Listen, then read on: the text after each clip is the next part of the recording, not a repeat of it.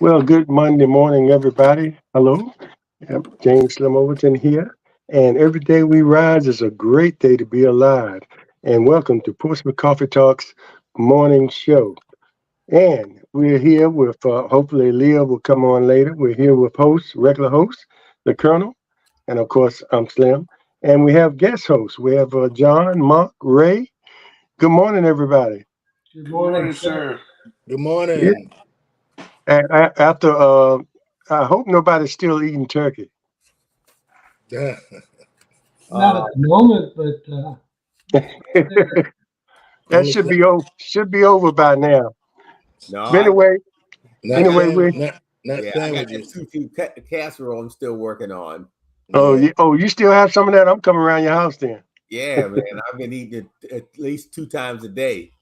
Oh man, and when you have those family dinners like that, one of the best parts of it when you're leaving, and you're taking away those plates, Mm-hmm.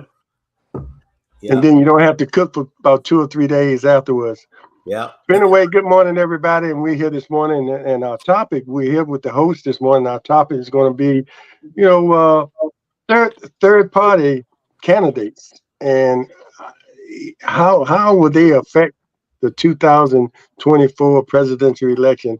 And with some of the third parties, how would it affect some of the local elections? We have some parties that kind of concentrate. I think the Reform Party concentrates on the national all the way down to the state and the local level.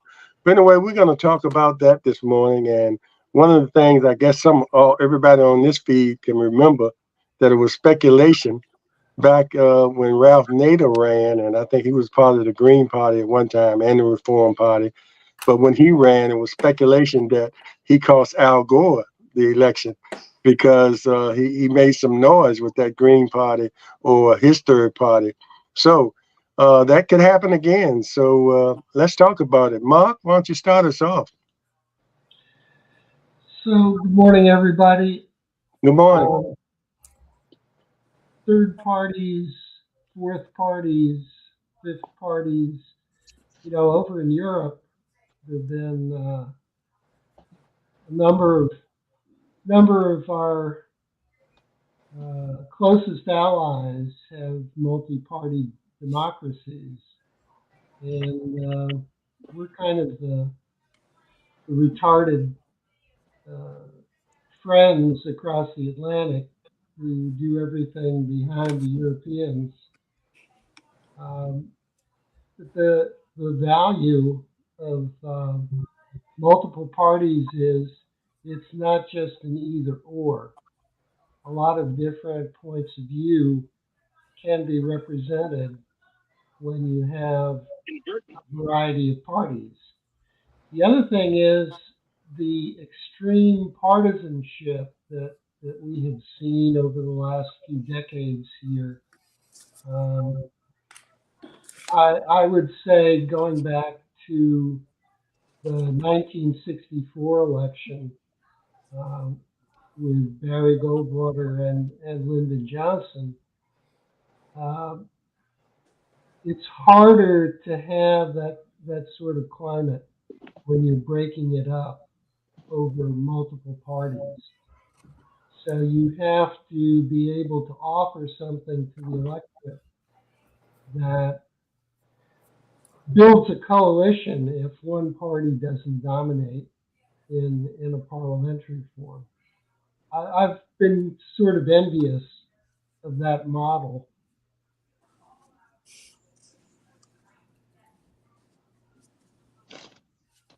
Well, I'll comment from there. Mhm. I think the third party, if we go back historically, and we can look at Ralph Nader. He pulled enough votes to upset the incumbent. We go back and you talked about Bush. I mean, yeah, who was running against him at that time? I think was it the first Bush? Yeah, first Bush. No, actually, the first Bush was with It was the excuse second me. Bush. Yeah, second Bush. He put the second Bush in. So if we look at today we have Conway West, JFK Jr., Joe Manchin's trying to run, who is a Republican, and Jill Stein. So if you are a third party candidate, Dr. Cornel West. yeah, a crazy man. You have to be able to, one, by the Constitution, get 270 votes. 200 electoral votes. And you can't go back in history where a third party candidate got any of those or gotten close or pulled any of those states away as in the electoral college. Basically, you're pulling votes away from one of the two parties, Democrat or the Confederate Party. So of these four people, these main four third party candidates, they are all four of them have gotten dark money and are supported by the Confederate Party, or better known as the former Republican Party, because they all pull votes away from the Democratic Party. Conway West, who is a well-spoken ex-PhD guy from Princeton University, an instructor, a professor there, 72 years old, talks well, but has not done anything for society himself other than enrich himself and make a bunch of speeches and go across the country. He has one goal, is to take away some of the black vote away from Joe Biden. John F. Kennedy is Jr., who is a crackpot, an anti-vaxxer, has a lot of views that are antithetical to the Democratic Party. And his goal is to play off his the John F. Kennedy name. His own family disavows him. And so he is pulling away, they keep saying that he's pulling away votes from Trump, but he's not, because the Trump vote, for the anti-vaxxer vote for Trump, is going to stay with him. So he's pulling weak-minded Democrats that want to look out for old nostalgia, going back to back in the day of Camelot and all that other stuff that never existed, and pull that away from Joe Biden.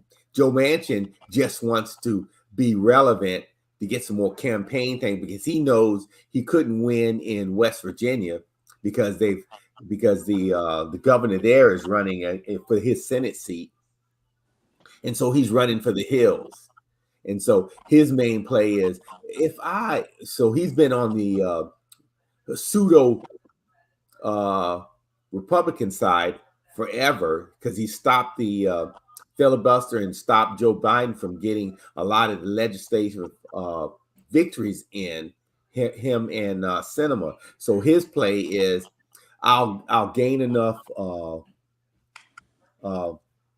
campaign dollars to sustain me in my boat that I live down in DC after this, and I can get back on K Street after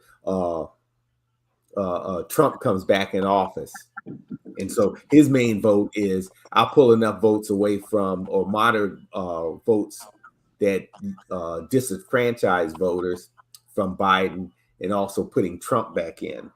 And Jill Stein is just a Green Party, just runs every 4 years and has no clue on how to run a government. And she's one of those folks that we see in the city of Portsmouth should never run, and just pulling away votes. And so you have four people right there running just to take Joe down, who has done a great job. I was thinking about that this morning. You look at the internet, that's all the news media does, is talk about inflation and how bad this economy and the interest rates. If you look at the interest rates have returned to normal prior to what it was prior to Obama taking over, when we had the banking crisis. So we're at normal interest rates because because we had the banking crisis when he took over, and they dropped the interest rates down. Actually, 9/11 they dropped them down too. So it actually goes back to 9/11. And so we're just returned back to that state. Then if you look at the inflation, that is because we're coming out of pandemic, because we had a fool in office that couldn't keep up keep our economy going. And people talk about how his economy was, but he lived off of 3 years of the post Biden Obama economy. And so people need to take that in consideration of he really didn't do anything to help anybody other than get a tax cut for the rich folks. And so I'll leave that there. I want to ask this. I know we want to focus on the effects of a third party, but what about within the Democratic Party? Bernie Sanders still has a pretty good following. Do any of you think that his people that following him or will vote for Biden, or will we have some sort of mix up in it? I know they won't go Republican. But what about those people that within the Democratic Party, especially those Bernie Sanders people? Let me make a correction too. That's Robert Kennedy. Yes. Please, don't get him mixed up Yes. with John, because that's right. But just Kennedy name. He's a nut. He's a nut. Yes. But James, to your question, I believe folks feel that they want a choice, and that's disastrous a lot of times when you put too many choices out there. The original intent, was to narrow some of that down by bringing large groups of folks together to form them political parties. And now individuals who have their own agendas and their own philosophies and their own take on the economy and the way things ought to be run, they spring off and they peel off to form, all of these other kinds of policy parties, like, the Reform Libertarian and Socialists and Green Party. And we know they just take away, from the major parties.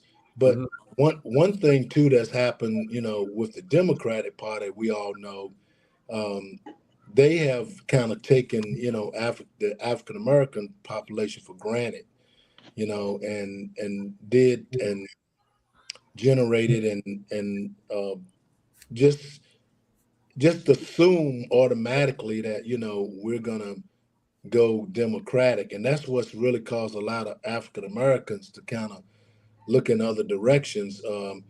There isn't a lot of that you can do, because this is America, and you can vote for who you want to, and you can caucus, you can get together, you can do all of these things, but it's self-defeating. When one of these third party folks, and you mentioned about Jill Steinem, I think the panel mentioned that this will be like her third time, and she's the one that made took over 1 million votes from Hillary Clinton. So that's the fallacy. That's what we're up against now, and some folks just get despondent with the major parties because of what's happening there. Well, Ray, before anybody else jumps in, I have to. One thing I have to say is, it's a misnomer that this Democratic Party or the Joe Biden administration has taken Black folks or either the minorities in, just forgot about them, not taking them seriously. Because one, you look at what the alternative is. You look at the money that he's done. He's funneled into HBCU schools, and the Republican Party and especially in the House have tried to cut that off, and with affirmative action and legal ways to do that. If you look at the educational and student loan repayment, they've been struck down 3 or 4 times by the right-wing court system and those folks that have sued Joe Biden, but he's gone back and gotten billions of dollars of loan repayment back into the system on the back door. Meaning, if you got Social Security disability, they wiped out your school loans. If you were a veteran and got 100% disability, permanent and total, you got your school loans wiped out. And there's all these backwards ways that he's got another plan to help out others, but he has to fight the Republicans every step. Go back to we talk these black folks talk about, he didn't get voting rights out back. Who's fighting trying to take the black folks voting rights away? It's the Republican Party. So wise up. Who's against abortion? It's the Republican Party. They want to take abortion away. And if you look at that, they want to go back to take all birth control away. So all your young brothers out there and women out there, look at it, you can't get that birth control anymore. What's going to happen? Because they're not going to help you once that baby is born. They're not going to pay for your prenatal and costs of the baby being born, because they want to, in the way of saying, we want to be pro-life, but they don't want to help you after life when you get here. And then so it just goes on and on. So look at wise up.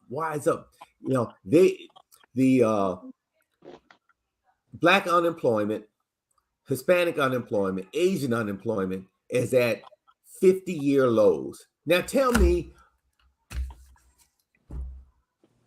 why. Now, Yeah, now, tell that, me why. I mean, the picture does not add up. now that's all good and well, Colonel, and we all know that. But the problem has been the messaging. Does it Yes. get out? And a lot of people feel like Ray is saying, that the Democrats have taken them for granted, but they're not educating themselves on what's actually happening. And everything you said is true, but that messaging has to get out there a little bit more. And even with the messaging getting out there, people are, seem like, some things just don't get through to people. Yeah. They're stuck on one issue, and they're not, getting the right message. And that's all. That has been a problem for a while with the Democrats. And then they have a year. They have almost a year to turn that stuff around as far as messaging and get that word out to people, to the voters, Yeah. where it makes sense to them, and sort of get them out to the polls, educated on what the Democrats are actually doing for them. Yeah, Yeah, we're our own worst enemy, yeah. and James, and that's my point. We all know specifically what the Democratic Party has done over the years, and we don't have a whole lot of options, in my opinion. But like James saying, the problem is ourselves. We don't read, we don't pay attention, we don't keep up. I mean, the simplest things, we're in our own worlds, going Don't hither and watch thither. don't watch Coffee Talk. You Yeah, need to watch Coffee exactly.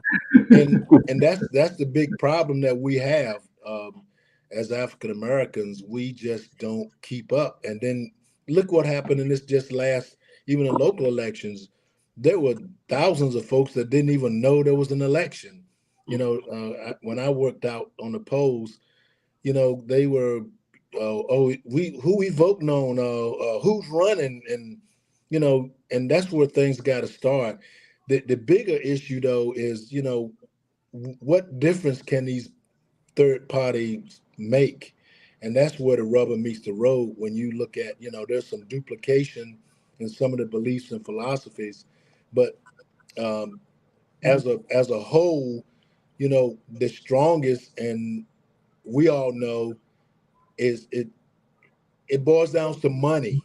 Mhm. Money is power, and right now, between the Republican and the Democratic Party, they are the strongest as far as money. These other parties are very weak, and they only siphon votes from the major parties, and that's something that I think is going to be with us always. I don't think there's a clear answer.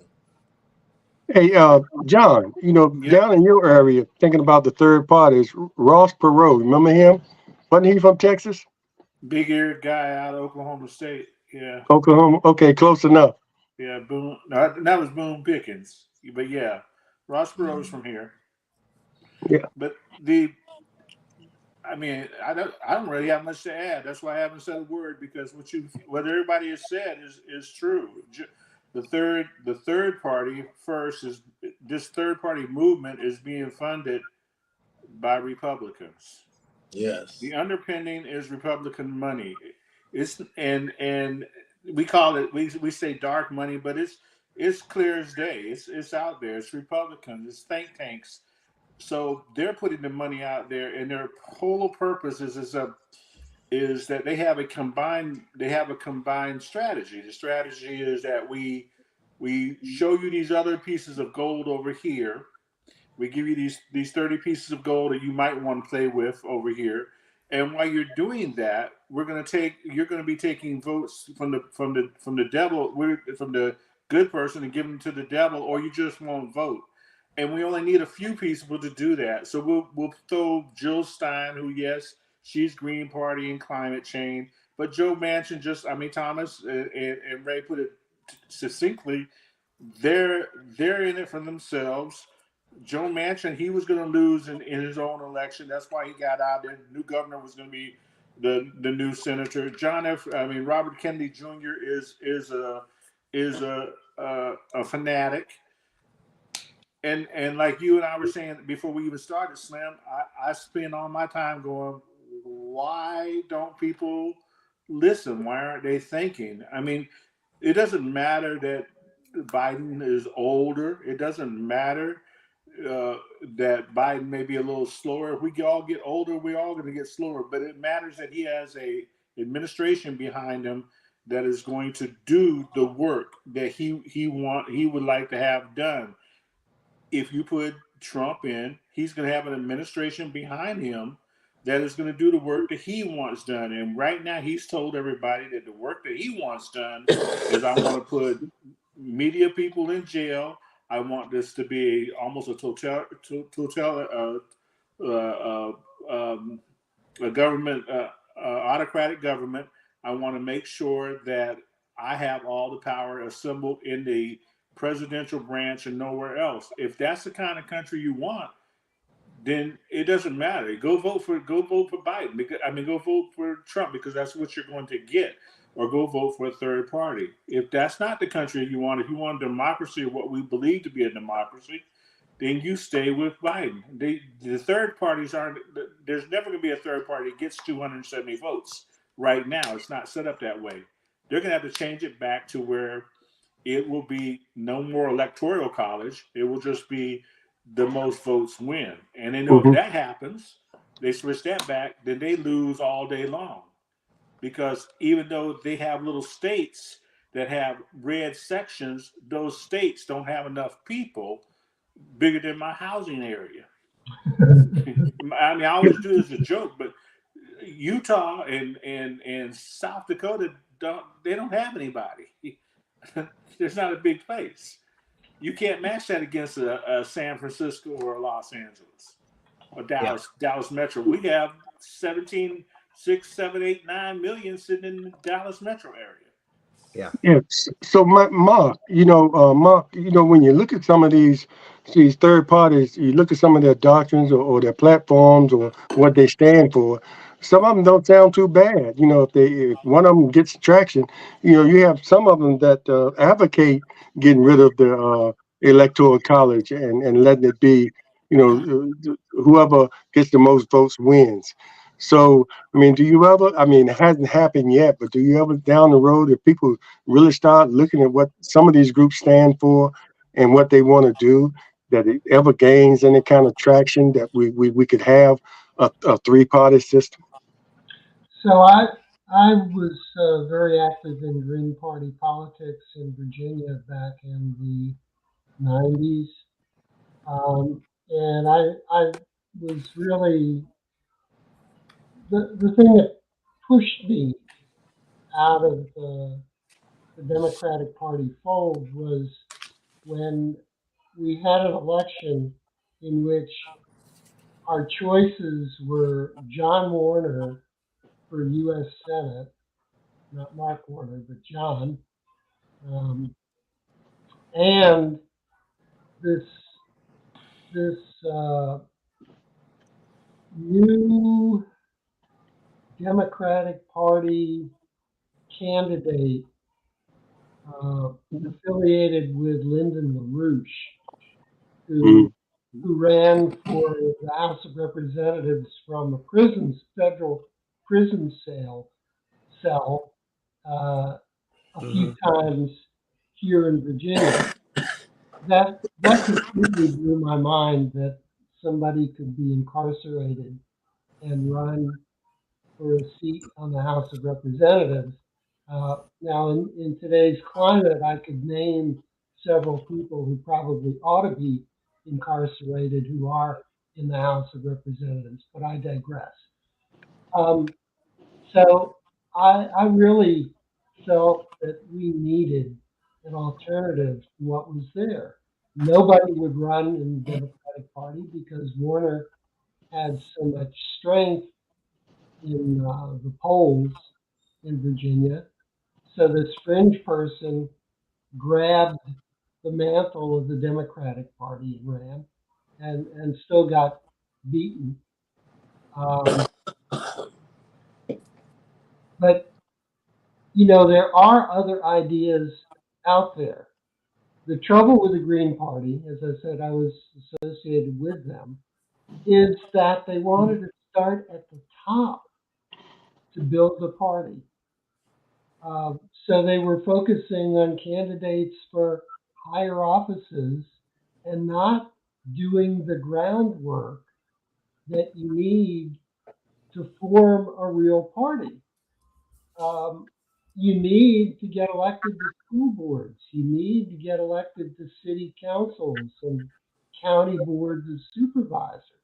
You need to be doing the grassroots organizing that enables you to get your name out, get your positions out, let people see what you have to offer before you start going after U.S. Senator and House of Representatives and ultimately the presidency.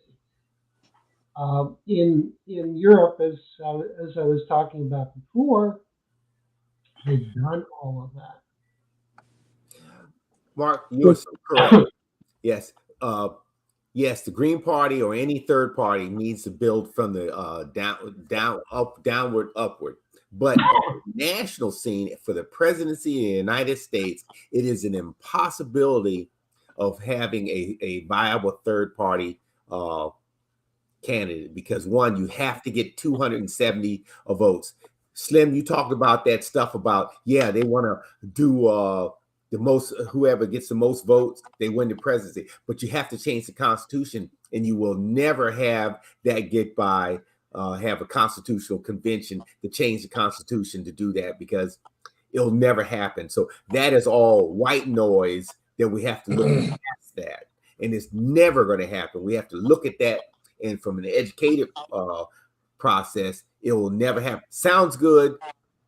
Might taste good if you could even find it to eat it, but it ain't good for you. So and we've already said that it's in many cases it's a backdoor way for Republicans to get in there and shake up some things and and support something that might be a spoiler. And I agree with you. It will never happen in our lifetime where it'll be a viable, I don't think, third party. That takes a lot of times. And talk about building from the ground up. That that takes a lot. That takes a lot. It can happen in a few little places here and there.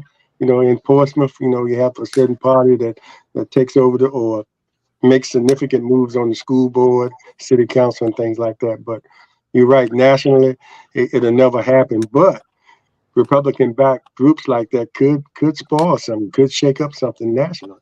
Well, here's boil this down. Just think about this. So I've named 4 of these jokers that want to run for president. These third party folks: Manchin, West, Kennedy Jr., and Jill Stein. In the last election, 53,000 people divided up over 5-6 states decided the presidential election. So if I get 10,000 votes for each one of these non-viable folks out here, it will flip the script, and you have a presidency of this guy that's running down in Florida, man. The orange man will be your next president, and we can't have that happen.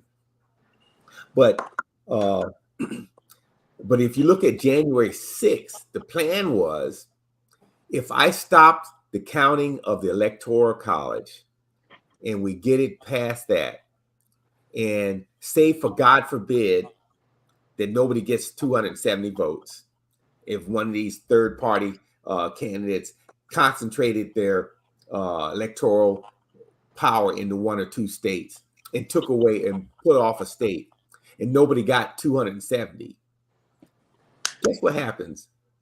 The presidency, the office of the presidency will be decided in the House.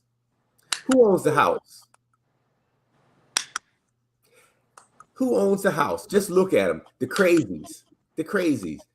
You could actually have no matter how many votes that 7 million votes more than that Trump got, that Biden got over that, the House was going to put Trump back in office, regardless of what happens. And that's what the plan is for these third-party candidates. So they have it's a twofer. If I could peel off enough votes, I could take those states and win the Electoral College. If they get enough votes and win a state or two, then it'll go back to the House, and we own the House. Or they own the House. And so they win that too. So America loses. And then there will be and when Trump gets back in, if you look at what they're planning, that will be the last time that we have a free election, if we have an election again, because our democracy will be gone, and he will be installed and him and his family would be installed as king, and Melania will be your silent, non-English speaking queen. And I said it, yes. You can smile now. You can read into that what I think about her. Yeah, with her degree stealing self. Yeah. That never went to college and plagiarizes people's work. Yes. She can go back working on the pole in Florida. I think even if he gets in, and everything you're saying is possible that could happen, but I don't think it'll be a revolution, and it won't be televised. No. It will happen because the Republican Party will just lockstep and let this happen. They don't care. All they want is power. Yeah. See, that's the one chink in the armor. We are sort of evolving toward a third-party system accidentally. The Republican Party isn't a single party at this point in time. You've got the wackos, and you've got the traditional Republicans who are afraid to buck Trump because they don't want to be primaried out. But I could see a split coming, kind of like the Dixiecrats split in the Democratic Party back in the late 40s, early 50s. George Wallace ran as a third-party candidate back in the 60s. And he did get a couple of states, and where, to line up behind him. The Republicans are moving in that direction. And it's interesting to remember, it's important to remember, that the Republicans originally were a splinter party. They were against the expansion of slavery into the western states. And President Lincoln was one of the folks who brought them out as a party of their own. Mm-hmm. So sometimes parties fall under their own weight. But even back into if you go back into the Lincoln and our founding fathers days and all that glorious stuff they like to talk about, the North was racist as the South was. The North was dealing with slaves just like the South was. There was no difference in that. It was a matter of economics. It was a matter of trying to keep the country, the people in power, and keep the country moving toward expansion. But it wasn't like the North gave the slaves any better value than the South did. That's a fallacy that we've been told, but it's not proven. There were abolitionists. There were people going to the North, but the North had slaves just like the South did. My issue with it is that it's the worst. It's the better of two evils. We do not, as Democrats, two sections. We do not, as Democrats, do well on messaging. We don't tell the story well. We don't tell our story.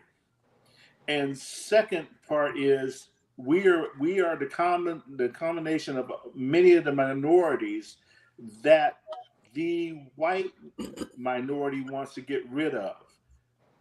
I mean, we're the minority, the minority that the white minority wants to get rid of. When I say the Republicans, because it's not a lot of black Cornel Wests in the Republican Party. There's just not. There's one or two, and there's a Tim Scott or two, but it's not that. And when you watch the TV and you watch the pictures, it's people do not want. They think that something is being taken from them. Mm-hmm. They are losing something. There are people that are getting something that they have not earned. These are the tropes, and these are the dog whistles that have been put out there for hundreds of years. We don't work hard enough. We don't pull ourselves up by our bootstraps. I forget the man that said, if you can tell one poor black person that he's better than, white person that he's better than a rich black person, you've won the world. And that's the way the things are going. Yeah. So again, I say why. I don't see why we have to we get all twisted up with this. You either take Biden or you take no democracy. It's that simple. You take the 2025 project that we talked about earlier on another show, or you take Biden. It's either one or the other, because the 2025 project is moving along right now. They're working it. So we need to work whatever we need to work to win. Yeah. Yeah, it's right there in your face. All you have to do is just pay attention. Blatant.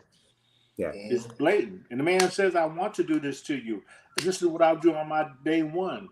This is what we will do within 180 days. This is what I will have happen. You see, I'm going to get rid of the vermin. I'm going to get rid of the people the immigrants. We're going to have, right here in Texas, we have a papers law. Do you hear me? We have a papers law, State Bill 4, where it's show me your papers. Show me you have the right to be an American driving through Texas. And it passed. Mm-hmm. Yes. It passed. That sounds like some criminal Nazi bullshit. Yes, that's exactly what it sounds like. Yeah. That's exactly, call it like it is. Let's stop playing with it. Yeah. I'm sort of like Melissa. I don't want to sugarcoat it. That is what it is. Because if somebody has to go ask you for your papers, they're not going to ask Mark for his papers. And they sure ain't going to ask me, because that's the last day they do it. So, Johnny, you are correct about messaging. I was just looking at that. If you pull up, say, Yahoo on the internet, and you can look at the Insider, they have a website for the Insider, Business Insider, the Daily Beast, the Hill, New York Times, Fox and Friends, Good Morning America, and the Guardian. All of those, that's 8 of those websites right there, every day, several times a day, has anti-Democratic and anti-Biden articles all day. There's nothing good that's coming out from them. Just look at them. Yeah. And so that's all about messaging. So they have already started this mess of misinformation. It's just hard to beat. beat that stuff down, because we just look at that stuff and read it and we think it's the gospel without peeling the onion back. And did you see that Telemundo Oh, gave Trump a interview, and it was reported that during that time he did the interview. Now, can you imagine Telemundo, one of the biggest Spanish networks in the world, and they give him, after what Trump has said and after what he stands for, they give him a softball interview, and it was reported, that they didn't show any Biden commercials during that particular show that was scheduled to be at that time slot. And they gave him such softball questions Softball questions. that their lead reporter, one of their most heralded reporters, quit. He just quit. He said, "I'm not going to do this no more," because that they gave a reporter who was not very experienced the job of sitting in front of Trump, and then Trump just played with him and went on a Danced rampage and around. a dialogue, and so they quit. So, but unfortunately, now you have a third of the Latin American world saw Trump in this light, and those people vote, and a lot of them vote for Trump. I mean, go to Florida. Florida's not old white people sitting in Florida. Florida is mostly there's a lot of people of Latin descent in Florida, and they vote for Trump. And I'm like, you're voting against your own. Yeah. And Mark, I'm not saying white to be racist. I'm saying, they always show you the community with the golf carts and the people got their Trump flags.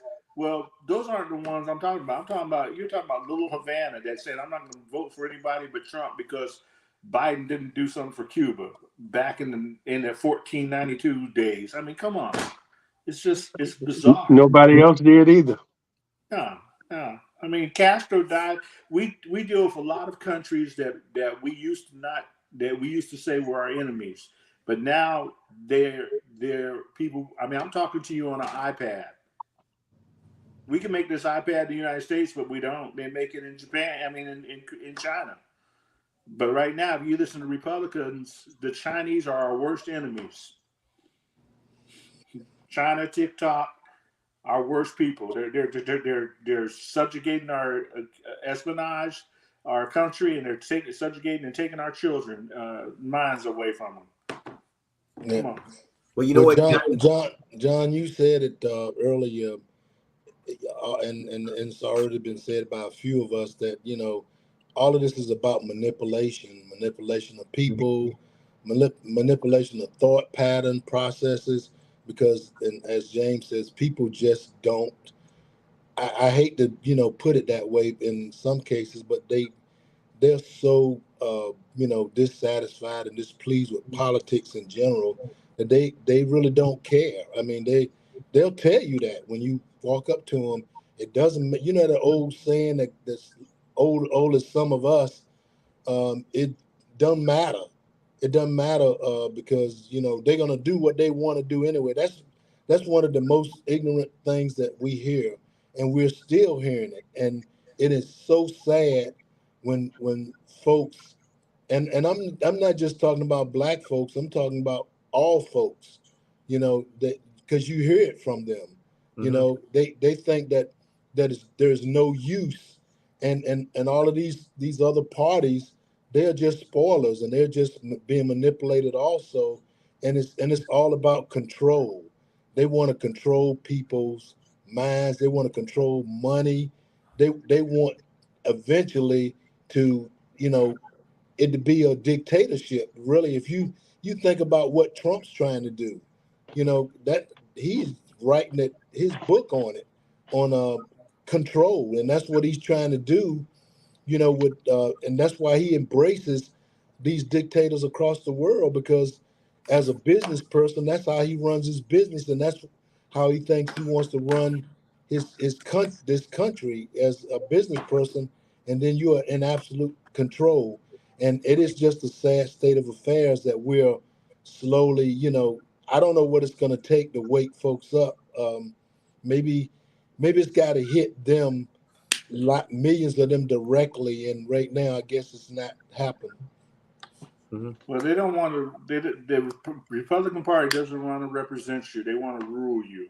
Yeah. And it is not about education, because it's not about people getting the greatest education in the party, because you got people like Lauren Boebert and Marjorie Taylor Greene couldn't fight their way out of a wet paper bag. So It's not that they're educated. They'll take the dumbs, they'll take the stupids, they'll take the Santoses. And we as a party in the Democratic Party will take all the other people, and we try to make everybody happy. But and that was the argument they had with Obama didn't do enough for us.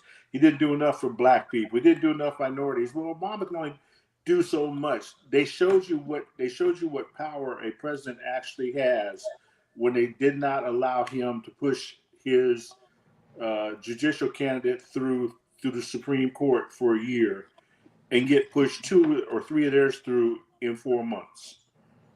They showed you what power they have. And if we don't listen to that and we don't watch that, then everything that we keep saying ain't going to happen or couldn't happen in America, it will be America. Period. The end. It's that simple. Yes. So true spoken. Really is. We're getting to the end of democracy. Yeah, we getting to the end. I didn't know if anybody else was going to speak up, but we getting to the end, and I don't know if anybody else has any last comments on this particular subject. Well, we said just about all we can say, and repeatedly, like I always say, one of the goals of Portsmouth Coffee Talk is to continue these conversations and hope people that are watching, excuse me, will pay attention and spread the word. I think most of the people that watch us already know the deal. Yeah. It's just a matter of taking what you know, your knowledge, and spreading it or sharing it with other people.